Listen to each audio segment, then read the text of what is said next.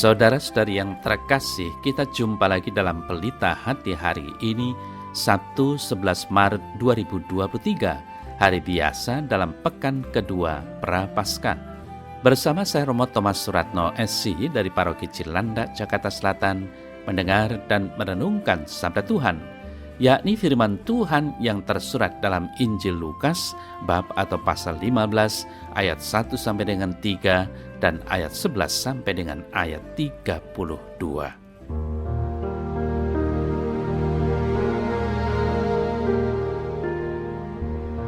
Para pemungut cukai dan orang-orang berdosa biasanya datang kepada Yesus untuk mendengarkan Dia.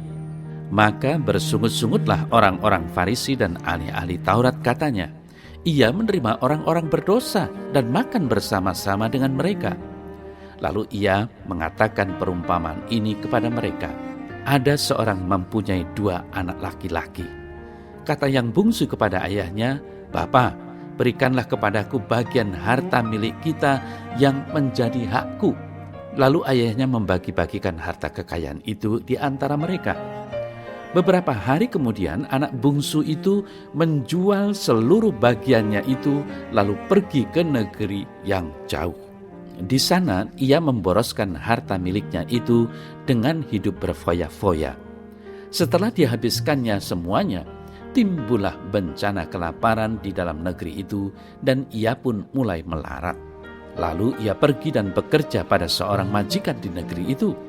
Lalu ia ingin mengisi perutnya dengan ampas yang menjadi makanan babi itu. Tetapi tidak seorang pun yang memberikannya kepadanya. Lalu ia menyadari keadaannya, katanya, "Betapa banyaknya orang upahan Bapakku yang berlimpah-limpah makanannya, tetapi aku di sini mati kelaparan. Aku akan bangkit dan pergi kepada Bapakku dan berkata kepadanya, Bapa, aku telah berdosa terhadap sorga dan terhadap Bapa. Aku tidak layak lagi disebutkan anak Bapa. Jadikanlah aku sebagai salah seorang upahan Bapa."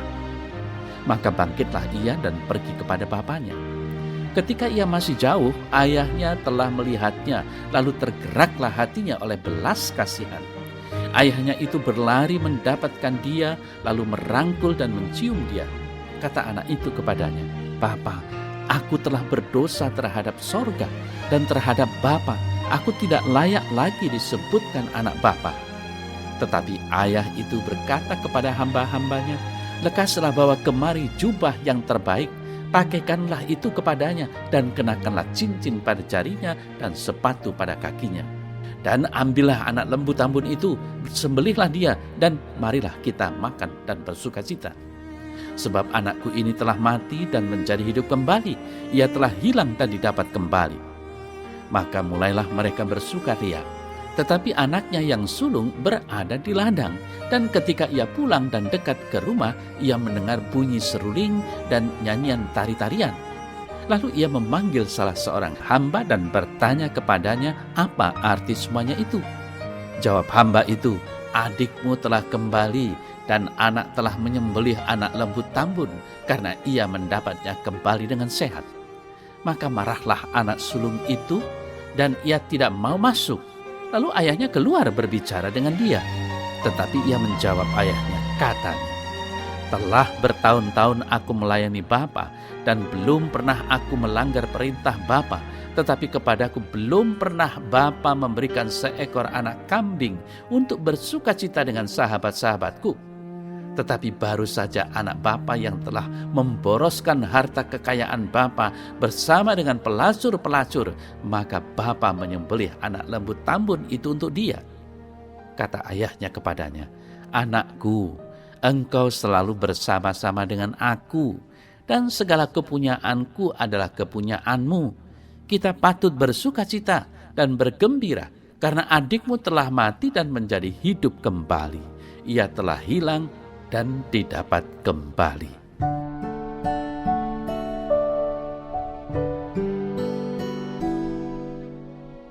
Saudara-saudari yang terkasih, anak itu anak yang tidak tahu diri. Berani-beraninya minta warisan saat ayahnya masih hidup. Itulah ungkapan kejengkelan spontan ketika kita mendengar warta Injil tadi.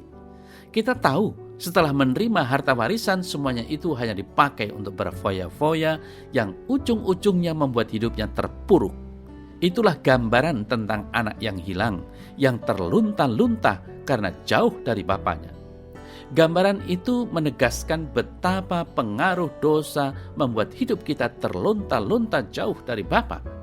Syukurlah, di tengah penderitaan akibat dosanya, ia sadar dan bukan hanya berpikir untuk bertobat, melainkan sungguh-sungguh bertobat, berbalik dan kembali kepada Bapaknya.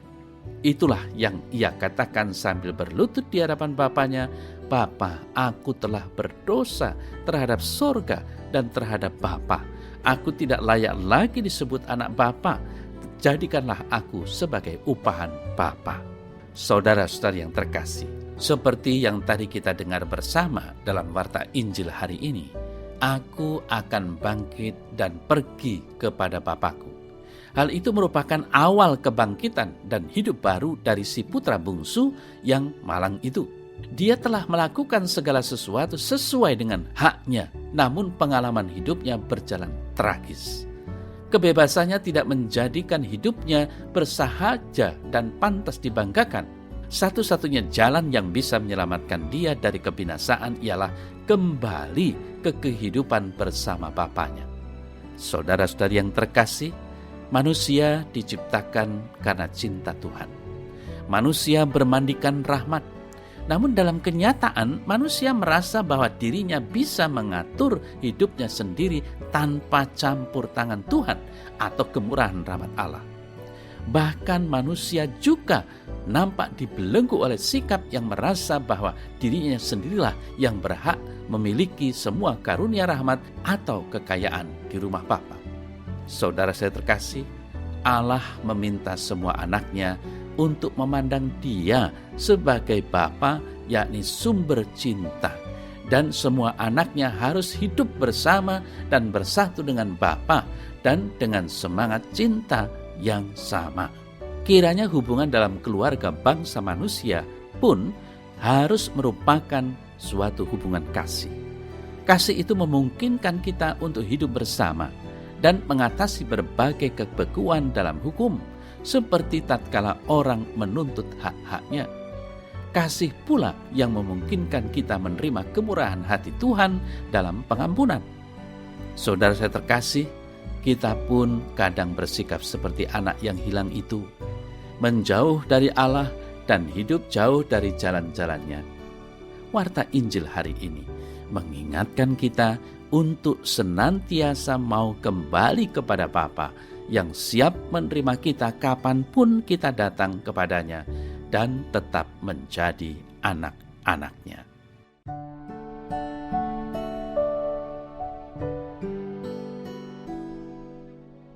Dalam nama Bapa dan Putra dan Roh Kudus. Amin. Allah yang Maha Rahim, aku menyesal atas segala dosaku, sebab patut aku Engkau hukum, sebab aku telah menghina Engkau yang Maha Murah dan Maha Baik bagiku. Aku benci atas segala dosaku dan berjanji dengan pertolongan rahmat-Mu hendak memperbaiki hidupku dan tidak akan berbuat dosa lagi. Allah, ampunilah aku orang berdosa ini. Amin. Semoga Allah yang Maha Kuasa memberkati saudara dalam nama Bapa dan Putra dan Roh Kudus. Amin.